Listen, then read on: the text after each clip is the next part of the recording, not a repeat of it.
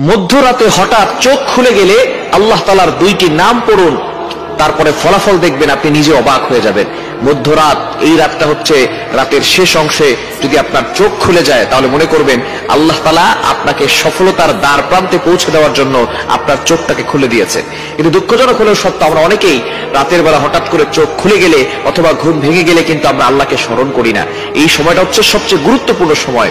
বুখারী শরীফের বর্ণনা, নবীজি সাল্লাল্লাহু আলাইহি ওয়াসাল্লাম জানিয়ে দিয়েছেন, নবীজি সাল্লাল্লাহু আলাইহি ওয়াসাল্লাম বলেন, রাতের শেষ অংশে, মধ্যরাতের পরে রাতের শেষ অংশে যখন রাত একেবারে গভীর হয়ে যায়, এই সময়টা আল্লাহ তাআলা প্রথম আসমানে চলে আসেন এবং আল্লাহ তাআলা বান্দাদেরকে ডাকতে থাকেন, কার কি লাগবে আমি আল্লাহর কাছে চাও, আমি আল্লাহর কাছে বলো। অভাবে পড়ে গেছো, বিপদে পড়ে গেছো, তুমি টেনশনে পড়ে গেছো, দুশ্চিন্তায় পড়ে গেছো, আমি আল্লাহর কাছে সাহায্য চাও, আমি আল্লাহ তাআলা সকল বিপদ আপদ থেকে, বালা মুসিবত থেকে তোমাকে হেফাজত করব।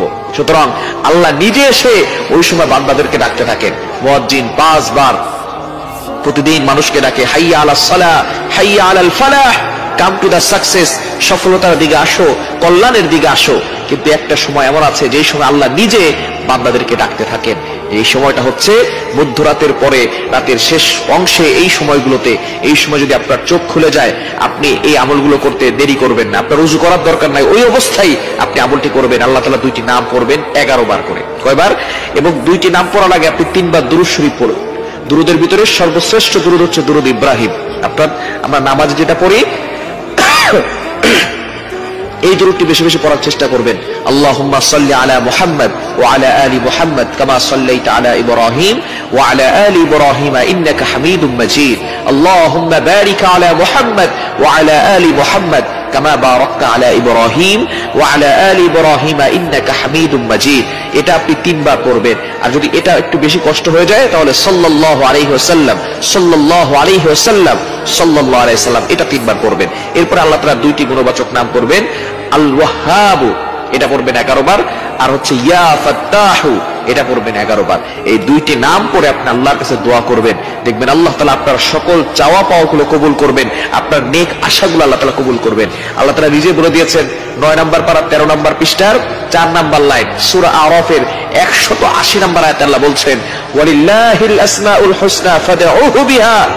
তোমরা আল্লাহর গুণবাচক নাম পড়ে দোয়া করো, আল্লাহ তাআলা তোমাদের দোয়াগুলো অ্যাকসেপ্ট করবেন, তোমাদের সকল নেক আশাগুলো পূরণ করবেন। সুতরাং আমরা আল্লাহর কাছে চাইতে জানি না।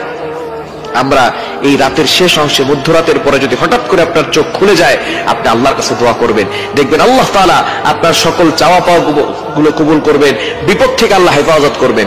আল্লাহ তাআলা যদি কাউকে দেন তাহলে তার আর কোনো টেনশন থাকে না। দুনিয়ার রাজা বাদশা যদি আপনাকে বলে যে আমি তোমার সাথে আছি, বাংলাদেশের প্রেসিডেন্ট যদি বলে আমি আপনার সাথে আছি, তাহলে আপনার কোনো টেনশন থাকবে না। আমেরিকার প্রেসিডেন্ট যদি বলে আমি তোমার সাথে আছি, আপনার কোনো টেনশন থাকবে না। যদি আল্লাহ তাআলা সকল রাজাদের রাজা, মহারাজা, তিনি বলেন আমি তোমাদের সাথে আছি, আমি তোমার সাথে আছি, তাহলে ওই ব্যক্তির আর কোনো টেনশন থাকার কথা না। সুতরাং আল্লাহ হচ্ছেন সকল রাজাদের রাজা, মহারাজা। ওই আল্লাহর সাথে সম্পর্ক তৈরি করতে পারলে আল্লাহ তাআলা সবকিছুর ব্যবস্থা করে দিবেন। এজন্য রাতের বেলা, মধ্যরাতে যদি আপনার চোখ খুলে যায়, আপনি অবশ্যই 3 বার